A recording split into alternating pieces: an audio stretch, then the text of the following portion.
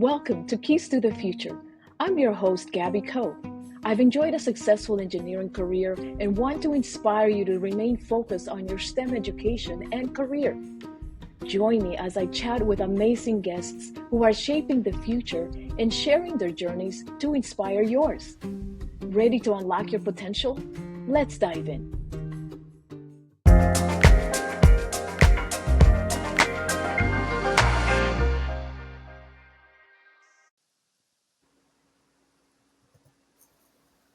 Joining us today are Dr. Jenna VanBerschot. She's a research scientist in the defense industry. She has created innovative learning and evaluation solutions for multiple agencies, including the National Security Agency, the U.S. Coast Guard, Army and Air Force, and the Centers for Disease Control and Prevention. She has taught at both the secondary and university levels, is fluent in Spanish, and enjoys traveling and learning more about other people and cultures. Dr. VanBerschot obtained her PhD in Organizational Learning and Instructional Technologies and a Master of Arts in Organizational Learning and Instructional Technologies from the University of New Mexico, and a Bachelor of Arts in Teaching of Spanish from the University of Illinois at Urbana-Champaign. When she's not working, she's with her family of four, enjoying the beauty of Colorado through skiing, running, hiking, kayaking, and more. Lorien Megill is an editor and writer with over 10 years of experience working on creative, academic, technical, and instructional texts, including web-based and instructor-led training, graphic novels, literary journals, recipes, proposals, and young adult novels. As a senior technical writer and editor in the defense industry, she proofreads and edits a variety of texts, including storyboards for training courses and proposals for various governmental and non-governmental organizations. She received a Master of Fine Arts in Creative Writing from Minnesota State University, Mankato. Welcome, ladies, and thank you for joining me in this discussion of Areté, Activate Your Heroic Potential by Brian Johnson, and sharing your thoughts about it with the Keys to the Future community. We're happy to be here. Thank you. Yeah, I'm excited to talk about it. So Brian Johnson draws inspiration from ancient Greek philosophy, particularly the concept of arete, which means excellence of virtue. He guides readers through practical steps to unlock their full potential and live a heroic life, as he calls it. The book emphasizes the importance of aligning actions with values, setting goals, and developing resilience to overcome obstacles. All of this can lead us to living a fulfilling and meaningful life by tapping into our own innate greatness, as he says. And I'm going to be frank, I was a little intimidated by the book when I first got it in the mail because it is 1,000 pages. And I don't know, if it was because of this that I was so intimidated, but I was pleasantly surprised when I started reading it. What does the concept of arete mean to you, and how does the author's interpretation resonate with your understanding of excellence and virtue? Yeah, so I'm happy to answer that. This is Jenna. For me, living with Areté means living your best life and being your best self, which is funny because that's a phrase that we use a lot in our home is, were you being your best self? Or, what can you do to be your best self and live your best life? What was new to me in the book, the way that he explained it, that was new to me is living with Areté is about, knowing who you are and operating at who you are, and then knowing what you're capable of or who you want to be. And Areté is really about closing that gap between those two concepts.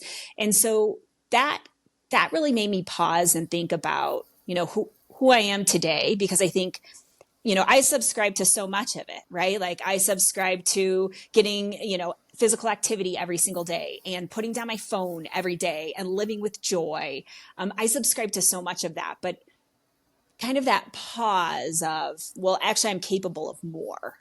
And here's how I chisel away. He talks about Michelangelo at one point creating David. It's like chisel piece by piece, right? Rain and shine. How do I get to where I want to be, or what the greater capabilities that I have, chisel by chisel, so thinking about that. And yeah, the virtue piece was really interesting to me. And I think he focuses a lot on that in the beginning of the book. You know, how do you do this with love and with curiosity and with joy and zest, and thinking about those different virtues and what virtues are most important to me. That was also an opportunity for me to really reflect. And I think I have more reflecting to do, right? I've read the book. I'm here talking about it today, but it's one of those books where you can kind of turn back to at any point. In fact, I have the book next to me, and I would say probably 50 pages are earmarked, you know, like this one spoke to me, or I have opportunity to grow here, right? So to me, that's Areté, living your best life and realizing you're capable of more. And how do you get there? Yeah, I think that's really great, Jenna. And I think one of the things that's so important to take into account with that, and that he talked about, was removing shame from the equation, because it can be really easy to see that gap and just become paralyzed by, oh, I can never do that. I can't believe I have, or I can do that. I should have been doing that, and get stuck in that space of shame. And then nothing happens. It's a very unproductive place to be. And so his emphasis on also, you know, really noticing when something is off, observing it, thinking about needs work. How can I do that? And then moving forward is so key to actually closing that gap, instead of just getting it stuck in the space of seeing the gap. So well said. Absolutely. Yeah, absolutely. So to me, Arete kind of meant continuous improvement, right? We talk about that in at work, for example, and also in our personal lives. And he states the deeper meaning of the word is expressing the best version of yourself, moment to moment. Don't look so far ahead that you get overwhelmed. But moment to moment, be the best version that you can be of yourself. So that's what really like spoke to me as well. So which ideas or principles discussed in the book had the most impact to you, and why? Well, this is a big book with a lot of ideas.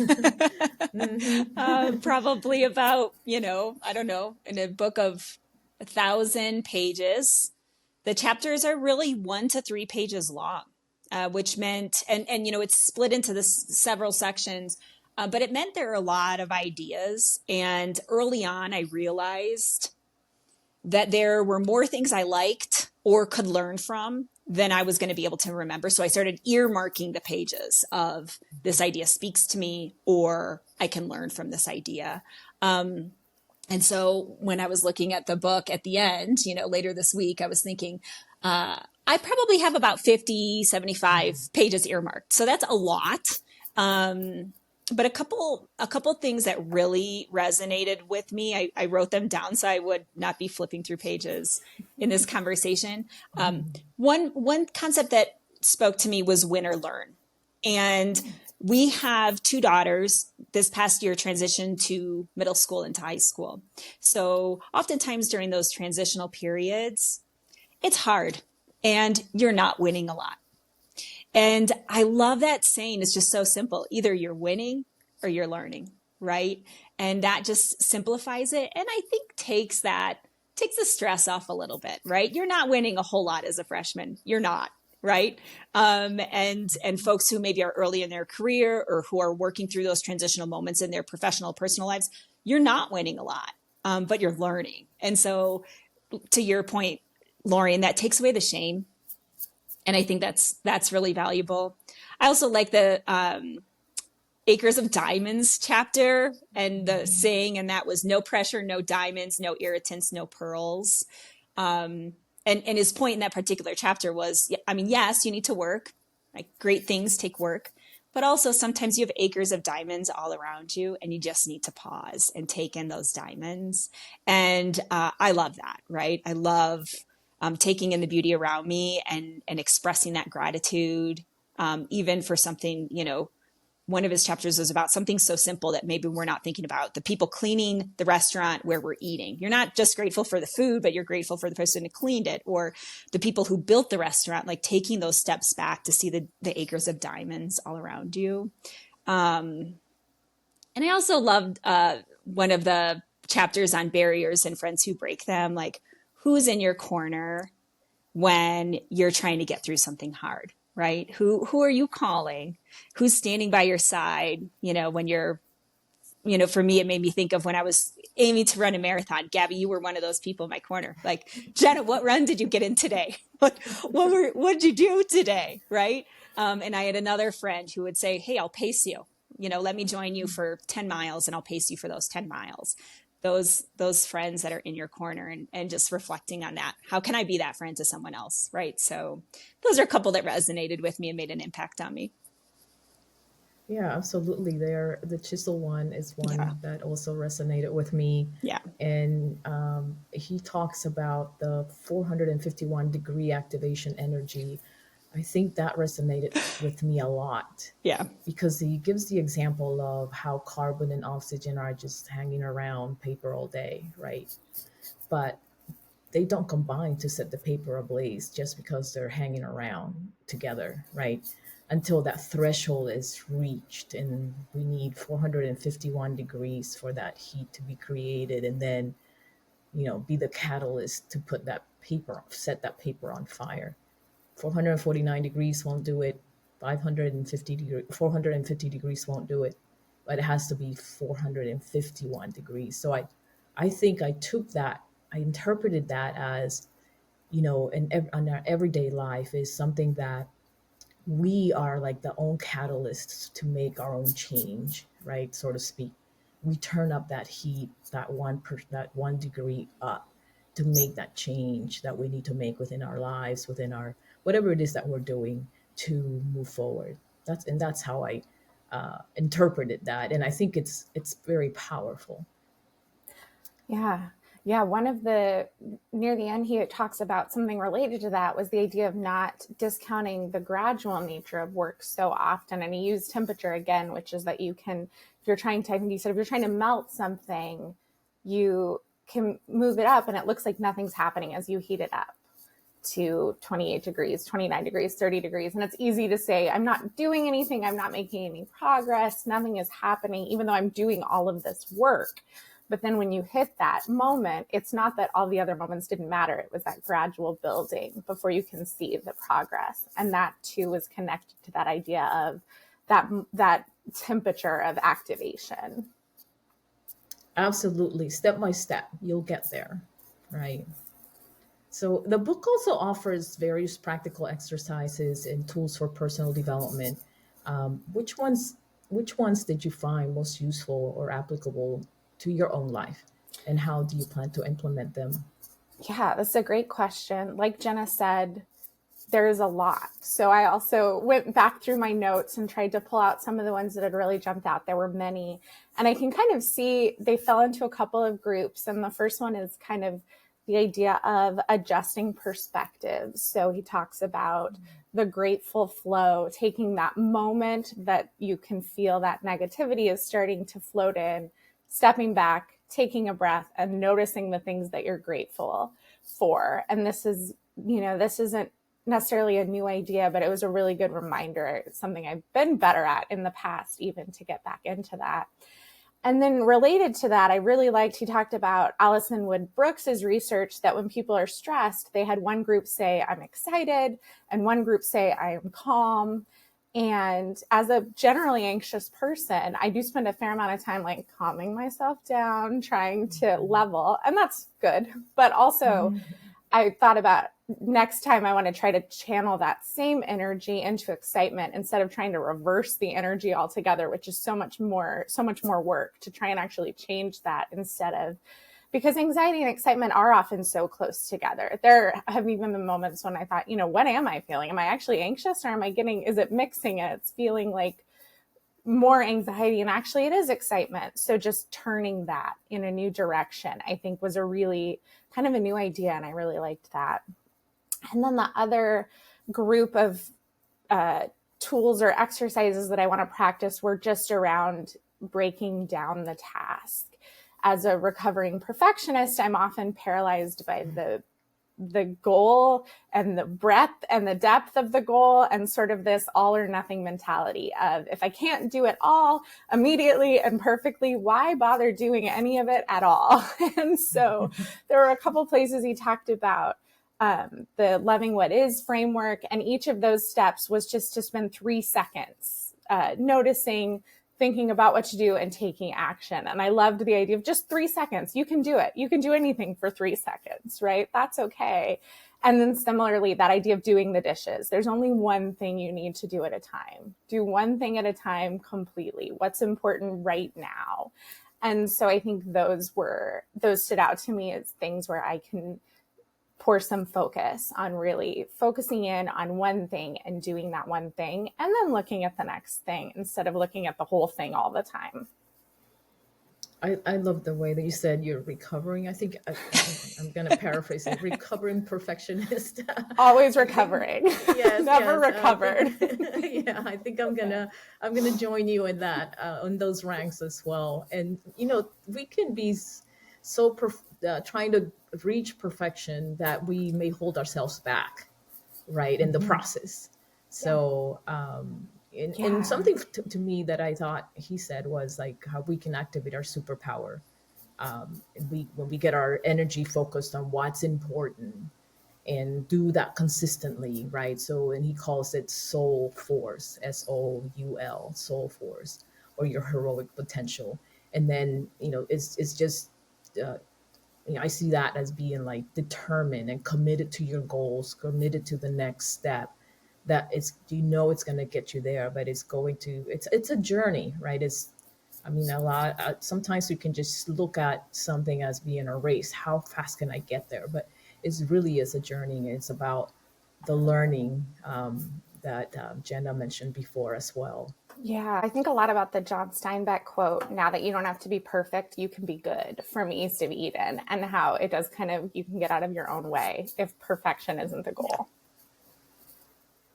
Well, I think you guys covered a couple that were actually on my mind. So I really appreciate that. In fact, Lori and I took a picture of the chapter on being excited and anxious and sent it to my daughter last night.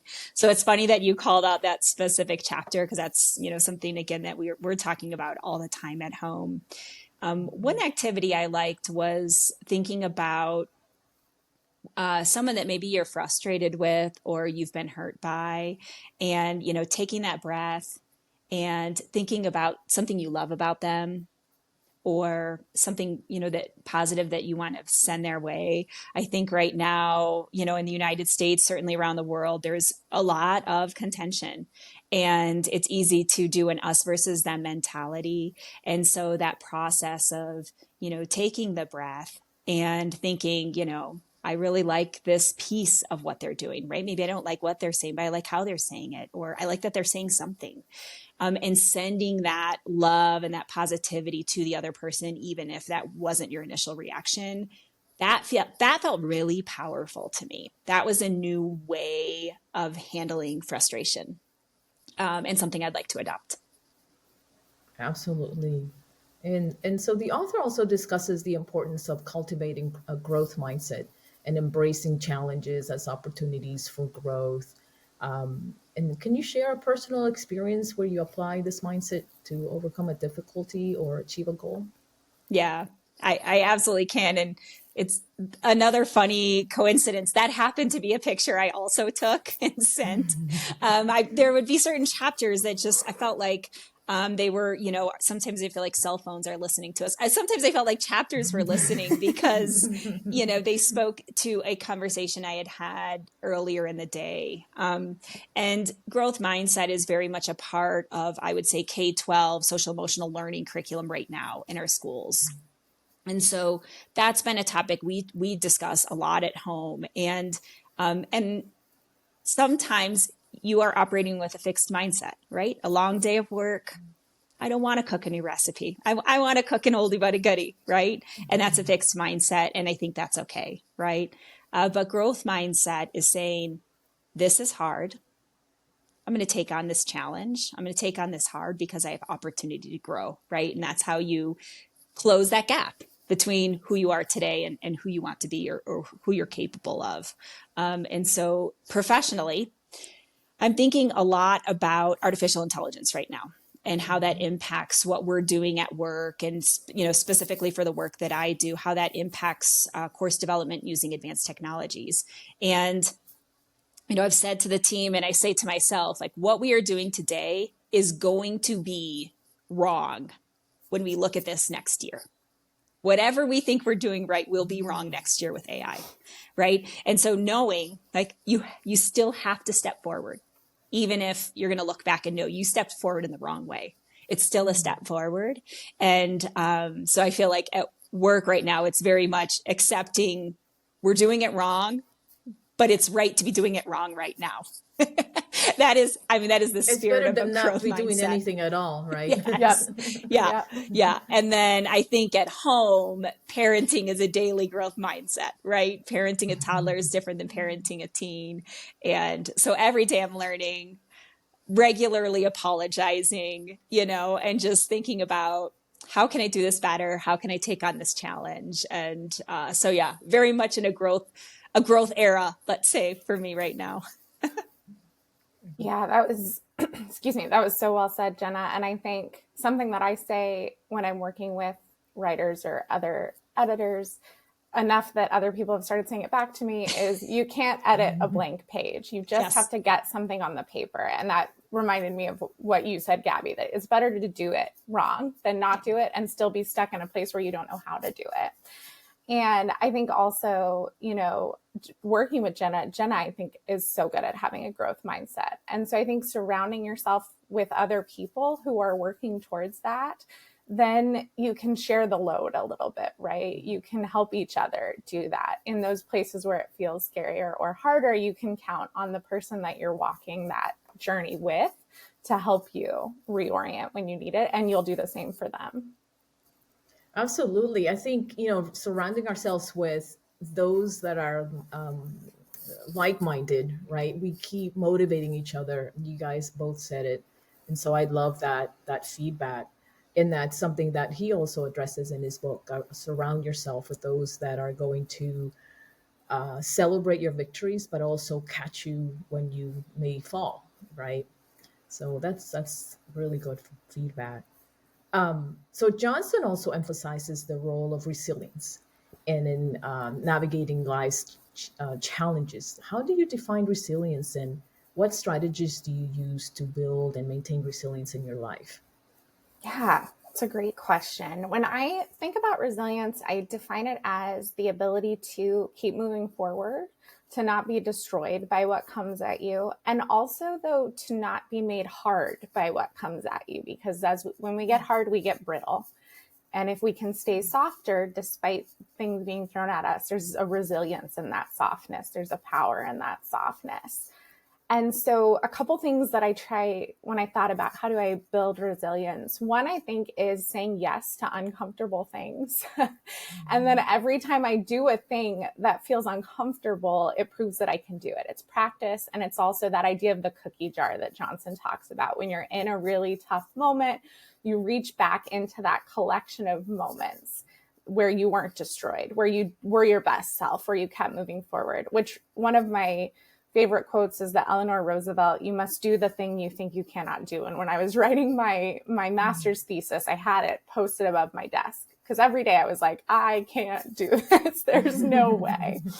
And, but she talks in the full quote, she talks about every time we stop to look fear in the face, we're gaining courage and confidence. And we're telling ourselves, I lived through that thing. I can live through this thing, both small and large. So having that mental collection of look at all of these things that were the thing you couldn't do and you did it. So you're going to do this next thing. And then I think I talked earlier about shifting that perspective. So being really intentional about practicing perspective is also part of building resilience. When something feels like the biggest thing, being able to pull back and see that in the scope of things, it's not the thing, it's just a thing. And so kind of whatever happens, it's just a thing. And that builds a little bit of that too. And then I think some of what we've been talking about as well is that idea of community. Knowing what spaces aren't going to require that resilience of me is important. You have to have a place to rest and kind of a recovery day, right? Let that replenish yourself so that you can do it again. So that's what came to mind for me. I love your thought about when you're hard, you are brittle. Mhm. That really resonates with me as well, because that means if you're not flexible, then you're always going to have everything that's going to be hard, right? So you got to navigate through some of the challenges, bounce back, and just be flexible allows you to do that. Otherwise, life will just be so hard, and we would be a mess. Well, everything Lorien said. Yeah. Just ditto to everything Lorien said. It also reminded me of one of the chapters where he talked about having dragon scars, right? And, you know, you can either hide those scars of the hard things that you've had in the past, or wear them with pride, right? You know, I am who I am because of all of the dots in my landscape. And if I hide them, it's hard. I think that's exactly it, makes you brittle, right? But if I wear them with pride of, yeah, I've been through that. I have a friend who went through that, right? Then it just kind of opens you up to the beauty of those scars who make you who you are, right? That's how you get closer to closing that gap. Um, so yeah, resilience is, I think, something we're all practicing every single day. Yeah, badges of honor. That's right. Yeah. Totally That's agree. right. Yeah. So, reflecting on the book as a whole, what are some of the key takeaways or lessons that you will carry forward? And you've said a couple, but I'm interested. I'm a little bit more curious that you're going to carry on in your life. Yeah, I expect too that as it sits with me longer, these will shift a little bit too, and they will change. But some of the things that stood out right after that read, the initial read, were one of them was just a really good reminder to go back and prioritize those fundamental things like getting enough sleep, like moving every day. I have two dogs and one of them is 8. And so she likes walking, but she can also just sleep. She just hangs out with me. And I got a puppy at the beginning of the year, and that puppy has endless energy. So the walk has really been reprioritized, and it's been really good. It is amazing how it's kind of sets the tone for the day to get outside, to get some sun, to be before I sit in front of the computer. And so that idea of never getting bored with the basics, having that solid foundation, going back and doing those drills, not kind of telling yourself, I should already be perfect at this thing. This is a basic thing, but no, that's the foundation of the whole thing. So I think that's something that I really want to try to keep reminding myself. I talked about the idea of shame and not wallowing in guilt and shame, not ruminating. I can be a ruminator. I can be really, especially around the creative work that I do for free. It can feel, there's a lot of guilt attached to it. Like I'm not creating enough. I'm not doing X, Y, or Z. Look at what these people are doing. And it's completely counterproductive. He said in the book, it does nothing but erode our ability to function at a high level and enjoy the process. And I think that's totally true. It's absolutely paralyzing. And so that, I think, is another thing that really trying to let go of that and actually do something instead of just feeling a certain way was something that really, really stood out to me. Yeah, for me, he talks about targeted thinking, right? Which is kind of know what you want to do and what steps you need to do, and then just set to go do that step by step to reach your goal and let go of the anxieties. Like you also mentioned anxieties, Lorien. I think we all have anxieties, right? What if I'm not good enough? What if I fail? What if I this? What if I that? But then we're holding ourselves back, thinking of all these scenarios that may not even play out, or people may not be even thinking about. You know, so I think we tend to hold ourselves back through all of that process, and then you just give it your best shot.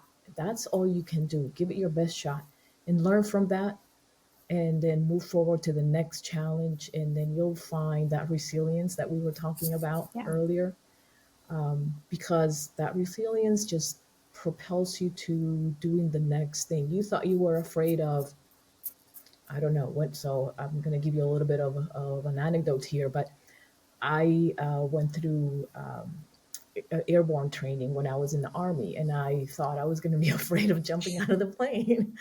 Well, guess what? I went through the training, and yeah, I had anxieties a little bit about it. But once I jumped off the plane, it was like, wow, I can do this. I did it 3 more times or 4 more times after that as part of the training. I tell you, I won't do it again, especially not now.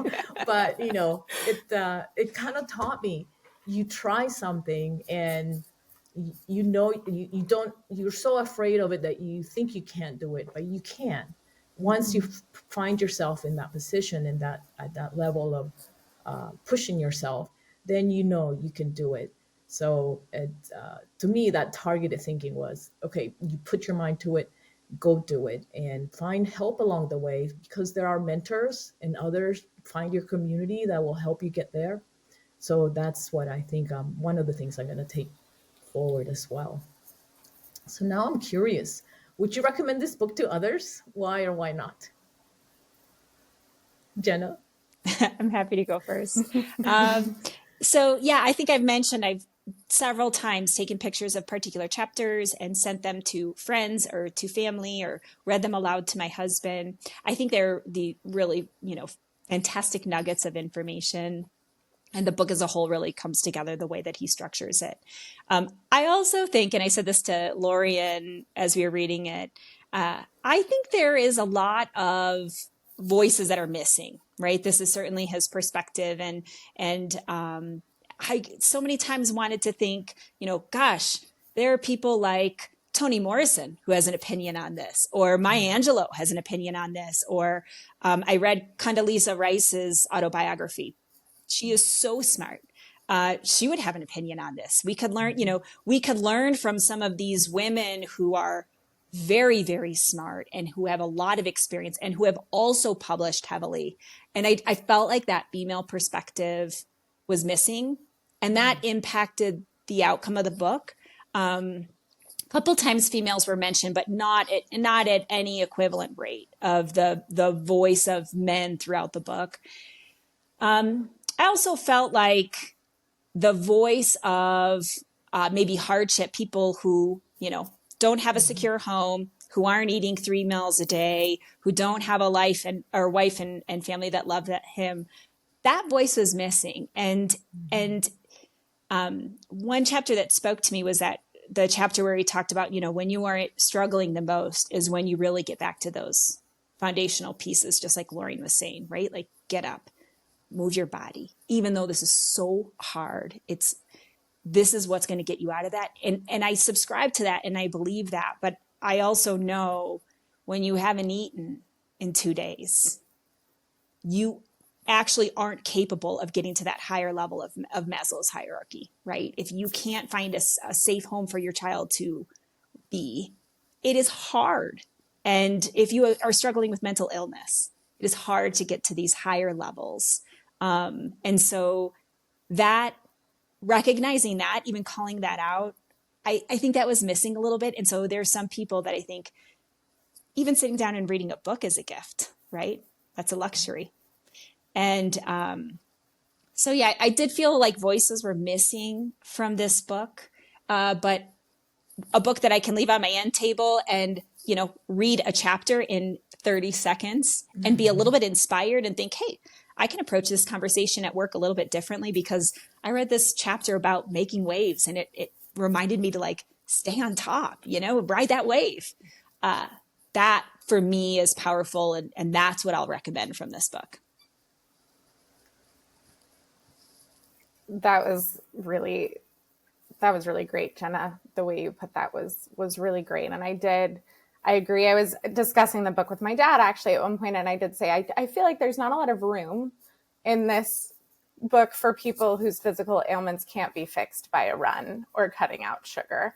And so I felt that tension a little bit as well, particularly I think it's the last section when he does talk about those fundamentals. But I think similar to what you said, Jenna, I think I would recommend it perhaps more in almost a popcorn selective way. Like, what do you feel like you want to target?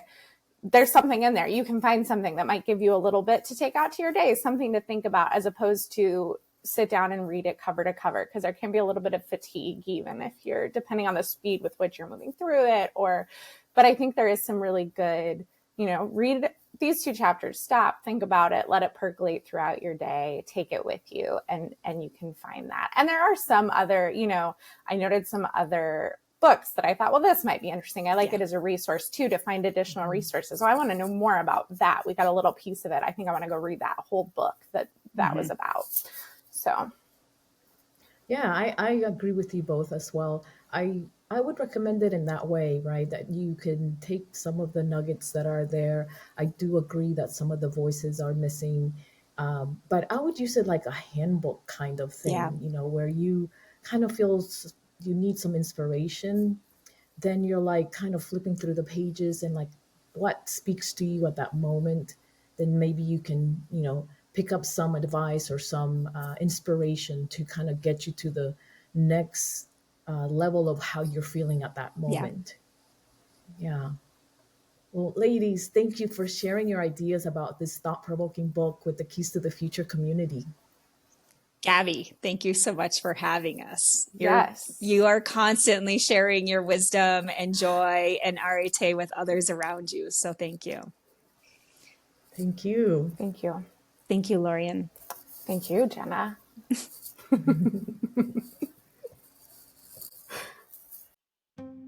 And that's a wrap for today's episode.